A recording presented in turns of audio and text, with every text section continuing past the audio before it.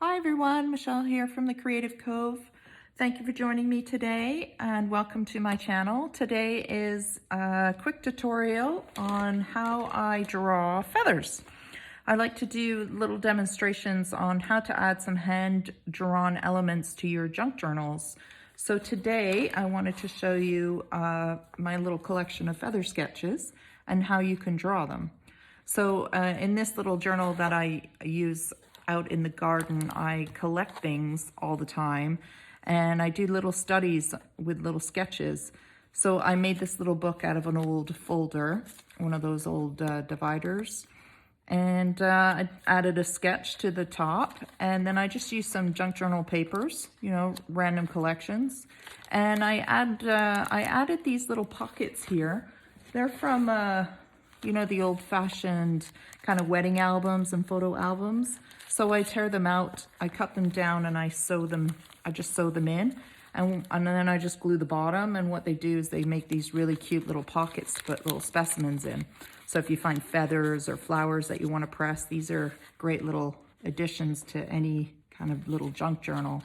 So I have a couple in here, some random pages. And so I wanted to add some more sketches to it. So I wanted to take you along with me on how I sketch. And then I just, what I do is I just slide it into a little pocket here and close up the book. And it's ready for me when I want it.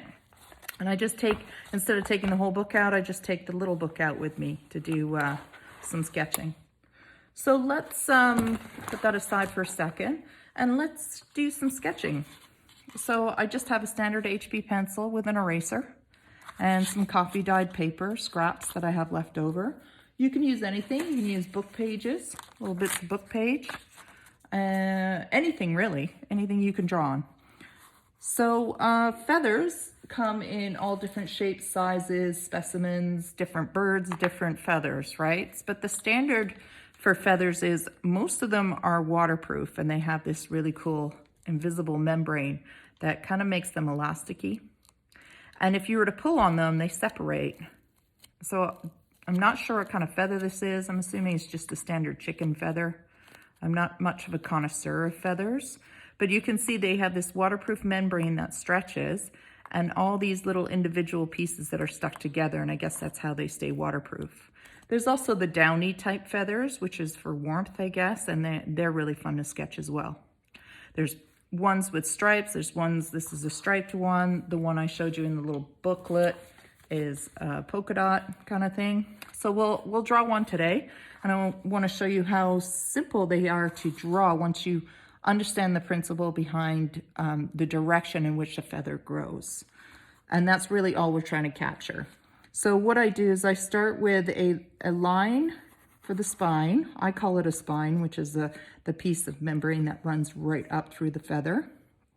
And then I do another line right beside that. I just sketch another one in between. Maybe I'll zoom in a bit and hopefully you can see it a bit better. So here's my middle of my feather. And now I just start coloring in the feather. So what I do is I pull away from the center and I pull up. And the further I pull up, if I pull really long, it's just going to be a bigger feather. The shorter I pull up the lines, the shorter the feather will be. So now I just start pulling these lines and curving my pencil. So you can see I'm not going straight back and forth like this. I'm just kind of lifting my pencil up at the edge and letting it feather off by itself. So all I'm really doing is paying attention to this line here. I want to make sure I get right up to this spine. And I'm just going to pull my pencil away.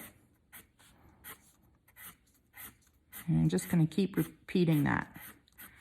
And then you can move your paper too. So I'm going to move my paper because then it makes it a little bit easier on your wrist than trying to force your wrist and your hand to move in a direction that's not natural. Then just move the paper. And we'll just keep continuing that. And I'll do this side. So we'll make this one a polka dot one. How about that? Because I think the polka dots and the spotted feathers are so pretty.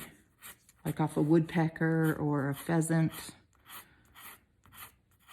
And I like to give the feathers a curve. So this one, I'm not doing a very structured feather like one of these, where it's a very specific shape. This one I'm doing more of a downy type feel with this kind of feathery bit. So I'm just literally feathering out my pencil. I get a little wider as I come down the bottom, so you can see it's going to be almost like a triangle, but as I get to the bottom, I get narrow again. And I kind of feather it out. And I'll show you how to put the polka dots in. So once you kind of get the idea of how to stay in the right direction to draw this feather, you can pretty much draw any feather after that. You know, you can do peacock feather because you've grasped the concept in the direction they grow. So whenever you're drawing feathers or fur or hair, you always want to pay attention to the direction that these things grow in. So I'll show you an example now. So if I decided, oh no, I want some feather here, and I do this, and I color it in this way, naturally, it just automatically looks unnatural because feathers don't grow in this direction, they grow out.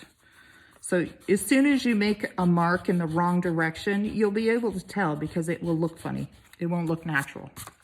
So whenever you're studying something in the garden or wherever you might be, you just want to pay attention to the direction they operate in.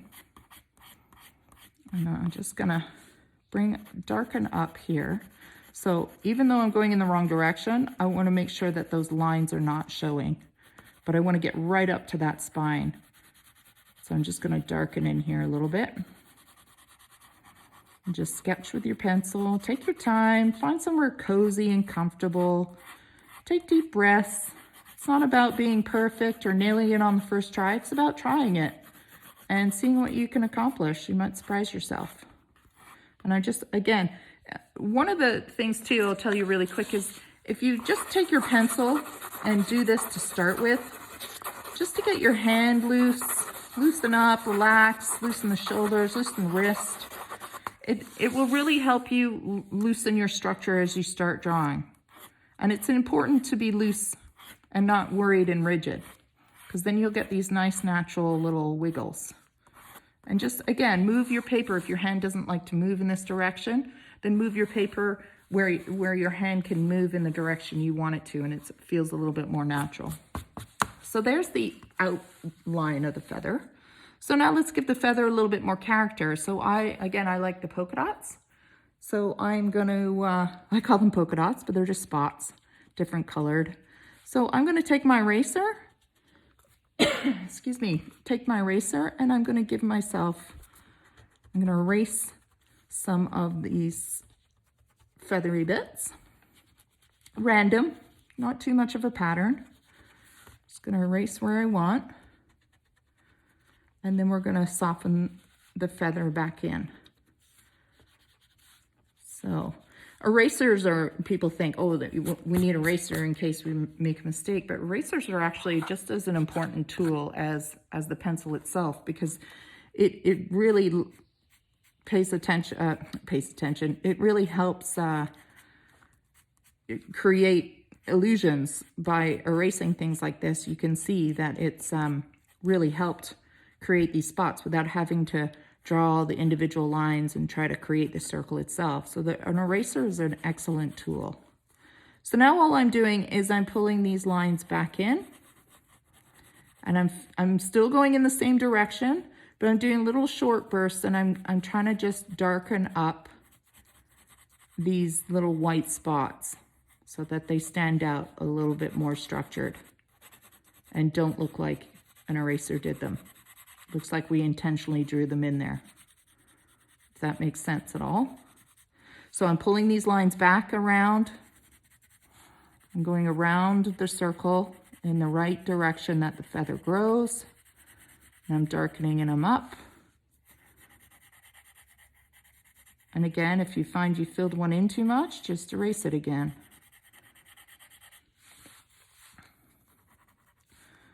Just keep plugging away at it. Again, moving your paper so your wrist is comfortable. So this one's still a little bit dark. Let's lighten him a little bit more. And then go back in. Just pull some of those You want the contrast is what we're really after, the contrast between the white spots and the dark brown or black feather. You can use pencil crayon for this. And there you go. So there's a little hand-drawn feather. So you can see the spine here. All I do is I go over real soft just to tone down the middle of the spine so it doesn't stand out too much. So there's a little spotted feather. And you can see we did it in just a couple of seconds. And all we needed was a piece of paper, a pencil, and an eraser. So there you go, guys. I hope that gives you some ideas on how to use, how to create your own little artworks and put them in your journal. And then you just go ahead and glue them in. And they add a nice little warm touch. So thanks for joining me today, and I hope you can subscribe and like my channel and visit me again for some more tutorials on drawing, painting, and journaling. Have a great day, guys. Bye.